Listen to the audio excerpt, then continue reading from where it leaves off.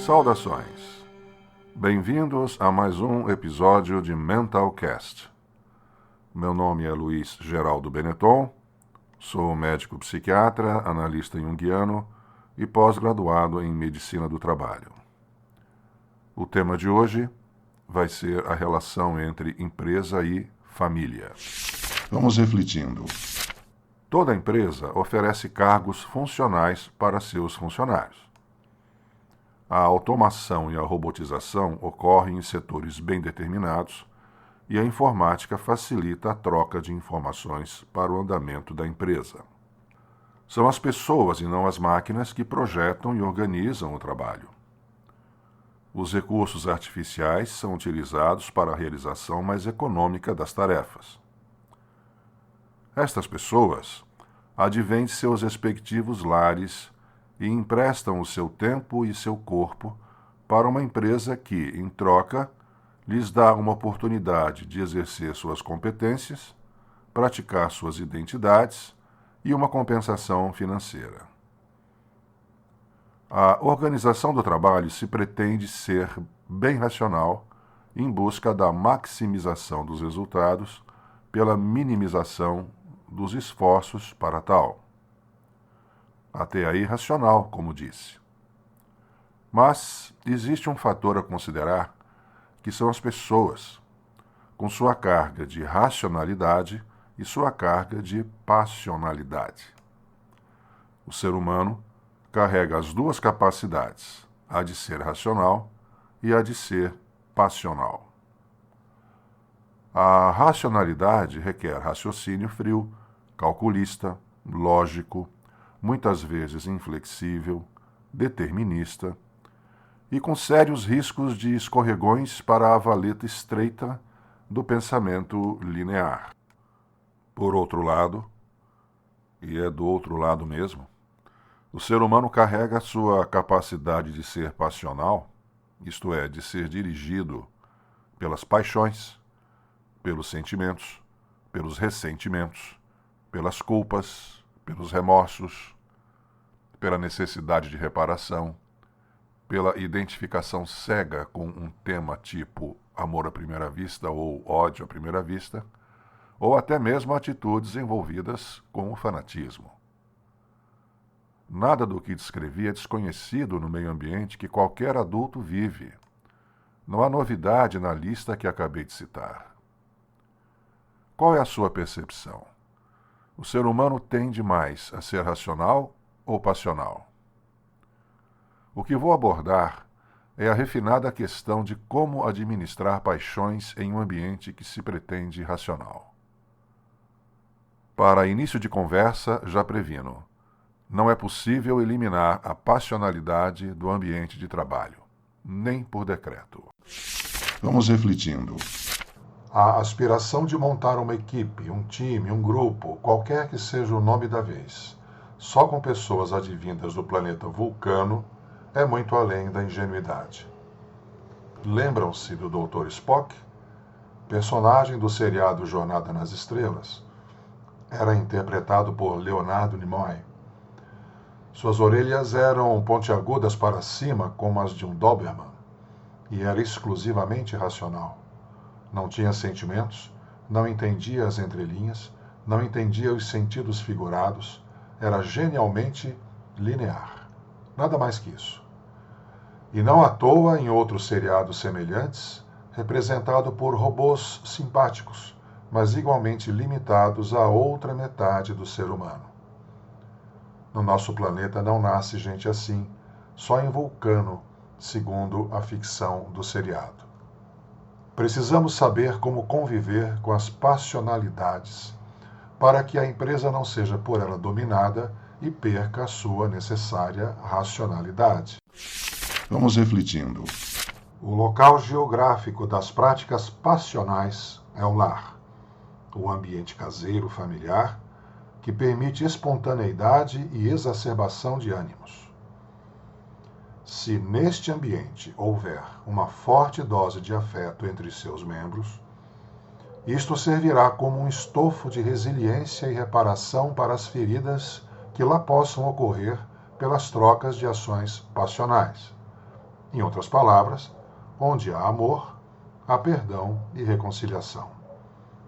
Se não houver essa base de afeto, as feridas não fecham e essa pessoa que vem deste ambiente contaminado sai à rua, entra em um grupo quer de colegas de escola, quer de colegas de trabalho, de clubes ou associações religiosas, e lá expõe suas mazelas através da repetição dos sentimentos acumulados no seio daquela família disfuncional.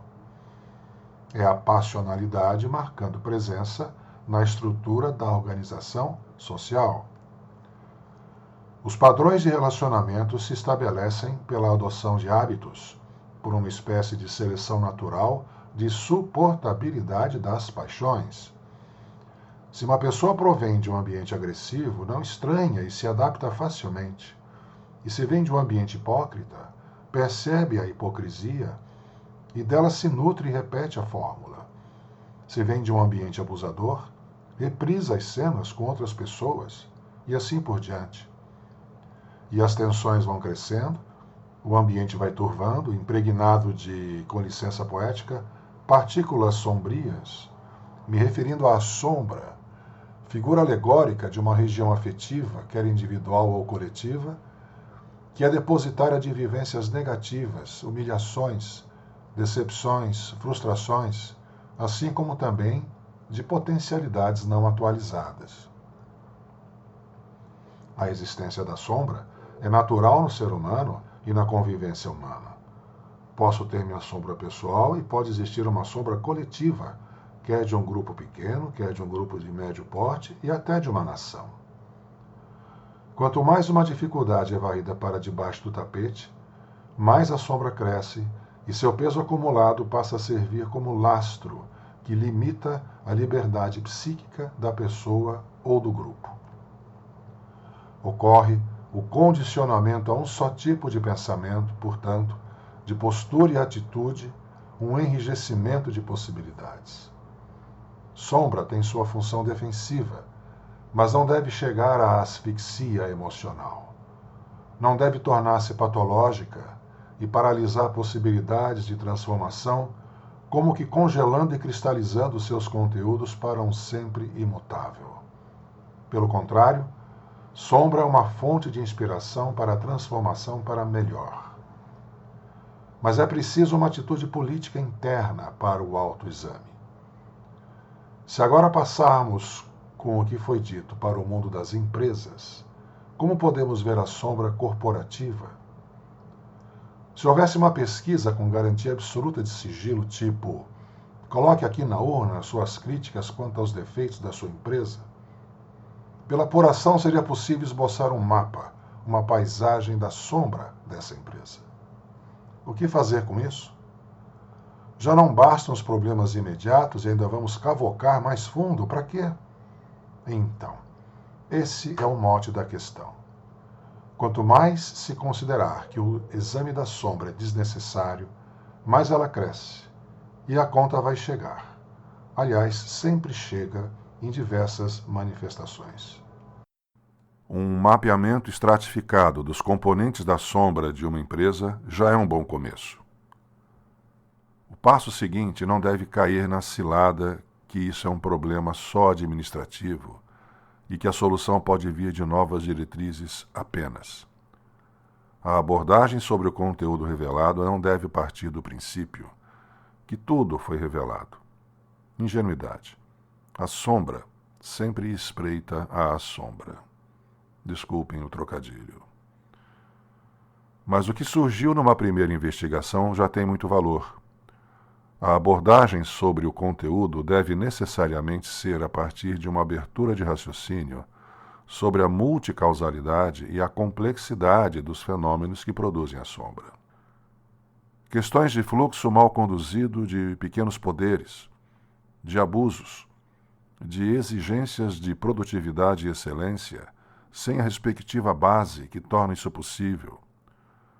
Questões de microinjustiças intradepartamentais, questões de assédio moral, de ressentimentos, de falta de reconhecimento pelo valor do trabalho, do sentimento de invisibilidade e de quebra de promessas. Tudo isso se refere a um fluxo bidirecional, da empresa ao empregado e do empregado à empresa. Não há vilões predeterminados aqui. Qualquer lado pode sabotar o que puder. A abordagem frente à sombra se inicia com uma postura política de encarar, sem subterfúgios, a realidade revelada. É possível categorizar o conteúdo revelado e partir para discussões e reflexões sobre cada categoria, que passa a exigir uma ação própria. Quem deve refletir sobre esses temas? Cada empresa decide, mas seria interessante contar pelo menos com 1 a 2 pessoas de cada nível hierárquico para serem ouvidas. Muitas surpresas positivas podem vir de setores menos valorizados na empresa. Todos cooperam para a formação da sombra, ativamente ou passivamente. Daí que sua discussão deve abranger o máximo de níveis hierárquicos possíveis. O fio condutor que deve transpassar cada categoria e uni-las em um colar imaginário é a ética. Falaremos mais sobre isso. Uma empresa deve manter seu desejo necessário de ter uma base racional. Senão, não sobrevive. Não pode deixar-se ser palco de representações das neuroses familiares de seus empregados. Mas como fazer isso? Primeiro princípio: empresa não é família. Segundo princípio: o primeiro princípio não dá direito a distorções equivalentes, agora na dimensão do fluxo do trabalho, ou seja, a empresa não é família, local de passionalidades calientes, o que não justifica sua substituição por injustiças calientes ou por desprezo à pessoalidade do empregado. Vejamos algumas comparações. Como é a descrição de uma família disfuncional? Segundo a literatura, em uma família disfuncional, os pais são desqualificadores das competências dos filhos. Os filhos, não devem exceder o nível de competência dos pais, porque revelariam a mediocridade destes. Estes não devem exceder o nível de competência dos pais, porque revelariam a sua mediocridade. Em uma família disfuncional, a empatia é desigual. Em uma família disfuncional existe abuso, mas também a negação do abuso, o que é uma mensagem enlouquecedora, literalmente falando. Em uma família disfuncional, há o incentivo a uma competitividade entre seus membros. Não há espaço para a expressão de sentimentos. Existe um desrespeito às fases ou os períodos de exceção de cada pessoa. A lealdade é uma moeda rara e falta fair play. Com essa descrição sucinta que acabei de fazer de uma família disfuncional, você perceberia alguma semelhança com a organização do trabalho? É possível fazer uma relação entre uma família disfuncional e uma organização do trabalho disfuncional? Não quero dizer em momento algum que todos os elementos que trabalham numa empresa cuja organização é disfuncional advêm de famílias disfuncionais. Não precisa isso. Basta que poucos venham e que o mal já está instalado. É a história da maçã podre numa caixa. E se a empresa não é uma família, como é que se explica tanta semelhança? Parece haver uma manutenção de um estado emocional um tanto imaturo e infantilizado nas pessoas que trabalham nas empresas, que mantêm um comportamento advindo de suas famílias. É necessário uma distinção entre esses dois universos, o universo da família e o universo do trabalho. Já seria um bom começo as pessoas perceberem o quanto de traços familiares de relacionamento, os padrões de relacionamento, estão trazendo de uma forma inadvertida, automática, para dentro da empresa. É necessário salvar o que é saudável e eliminar o que é nocivo, baseado em muita atenção dos seus hábitos. já é uma mudança individual a partir da própria pessoa. É uma conscientização dos seus limites e da sua neurose de repetição. Qual o padrão de relacionamento que deve existir em uma empresa que se pretende racional e que saiba conviver com a passionalidade de seus participantes? Substituir a falta de amor na família disfuncional pela falta de ética no trabalho é trágico e sem substrato lógico. A empresa não quer ser racional? Então explique a falta de lógica que acabo de citar. Não há explicação lógica para a falta de lógica nesta questão. Vamos pensar de novo. Toda a lista que citei agora há pouco, e que repito, injustiças calientes, distrato na convivência e desprezo à pessoalidade do empregado, são geradoras de prejuízo funcional, de adoecimento do pessoal, afastamentos, etc., em suma, de custos tangíveis e intangíveis. Como se explica o descuido e a manutenção quase que cultural dessa política despersonalizante? Responder recorrendo aos argumentos dos apelos do capital ensaia uma resposta parcial, cômoda e impessoal, que não evoca qualquer implicação com uma postura que deseja mudanças. O que nos falta é um senso ético para nos orientar quanto às características e necessidades do ser humano.